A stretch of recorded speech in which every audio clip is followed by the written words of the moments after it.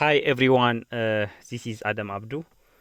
I will present for you a short training video about advanced cardiovascular examination.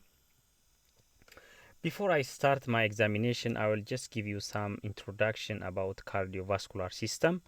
Cardiovascular system consists of the heart, blood vessels, and blood. The function of cardiovascular system is to transport nutrients, transport oxygen, transport hormones, and removal of metabolic wastes.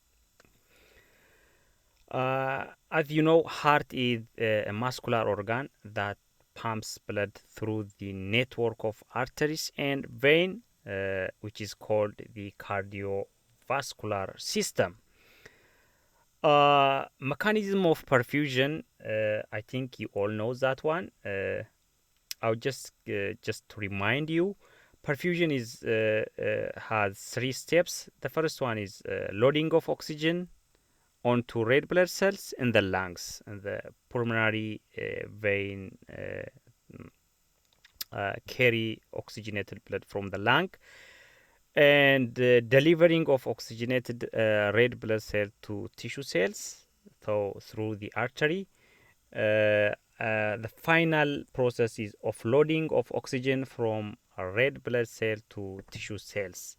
This process is we call it perfusion. Okay, so perfusion process consists three main part of the cardiovascular system. The first one is, as I told you before, the heart. Its function is pumping, and the next one is the blood vessels, which is like uh, means for transporting the blood through this pipe. We can call it at a pipe, and the other is the blood, the fluid. So this is the main part of the cardiovascular system. If any defect or issue on blood volume, blood vessels, and heart could potentially lead to serious cardiac complication. Okay, when we came to step by step advanced cardiac assessment or examination, when we came to advanced cardiovascular examination, when you look step by step, the first one is just holistic approach to the client, asking him, interviewing him like through holistic approach, not just straight away to the cardiac issue.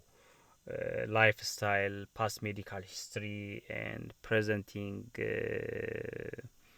problem, and the medication, and also the patient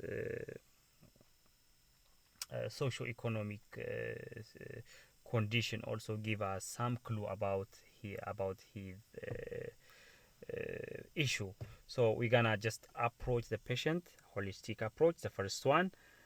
Second one is so starting to examination, uh, general inspection.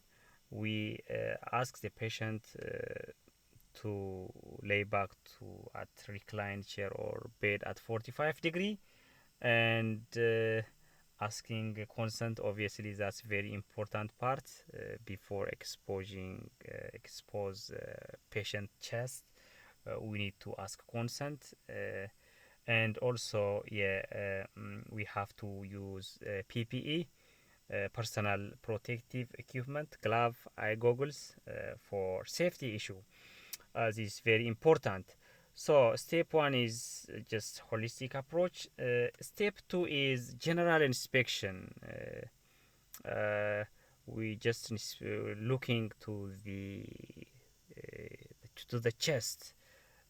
Is there any discomfort at rest? Is there any tachypnea? Is there any pallor, cyanosis, any skin color, surgical scars? By just general inspection, we look the chests and we examine that one. Step 3 is hand inspection, looking for sign of clubbing, peripheral cyanosis, skin color, capillary refill. Step 4 is checking radial and brachial pulse. Radial pulse and brachial pulse at both hands, looking for rate and rhythm.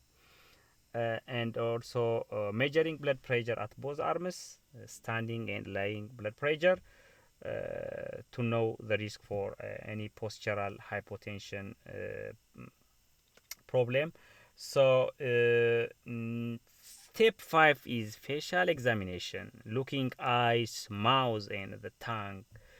For example, when we look the eyes, if we look like a pale conjunctiva, which indicates anemia, dry mouth, which indicate as dehydration, and jocular vein, also distension and elevated above 3 centimeter, indicate right heart problem, and also palpating both carotid artery.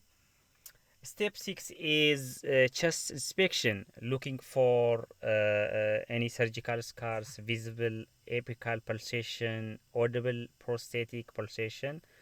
And step 7 is chest palpation, palpating at apex area, which might indicate ventricular hypertrophy.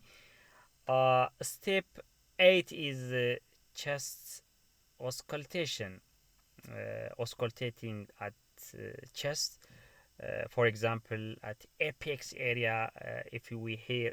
When we auscultate, if we hear any murmurs, which is indication for mitral disease.